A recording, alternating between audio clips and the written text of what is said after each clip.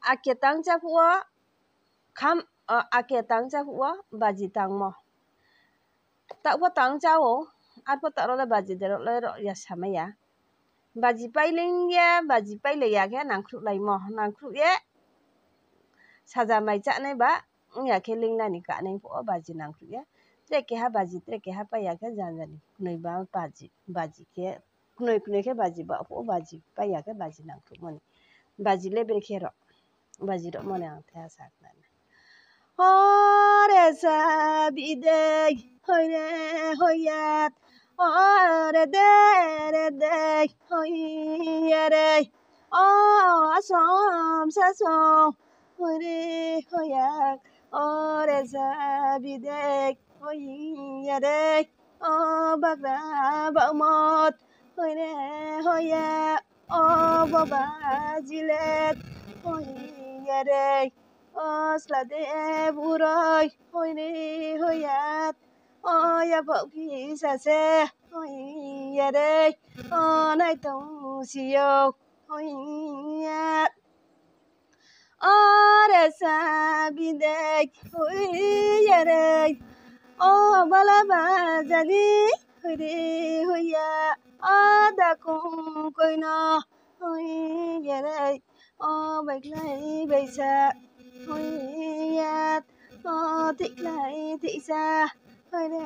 hoyak o re sa ra de hoya o re de hoy ne hoya o dusto baji hoya o durke grana hoy ne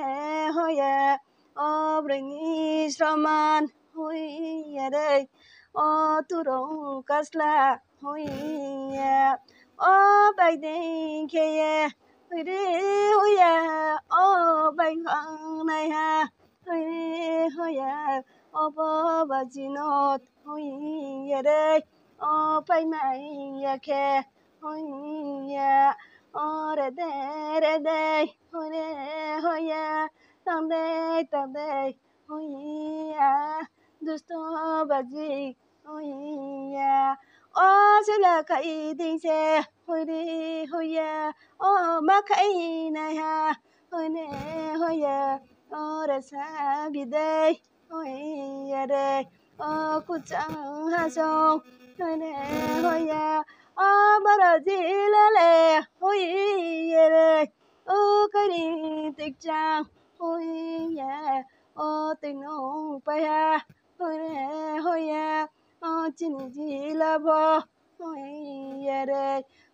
cái đấy tình trang ôi nè ôi ya nông lấy ra na ôi đi ôi ya để xa bị đây ôi ya tao lấy vì sầu ya ôi đi ôi ya tao cả vì sầu ya ôi ya bố bà gì nó ôi ya phải mày ya ke ôi ya hôn lăng say ơi ôi ya bác ra khapang ôi ya खुशी उनाया होइया रे ओरे साबिदे होइरे होइया ब्रेनी श्रमान रे o klani sraman hoya o turong kaslat hoyne hoya o bay dai khet hoyne hoya o bay lai nai ha hoyne hoya o re sa bidai hoya re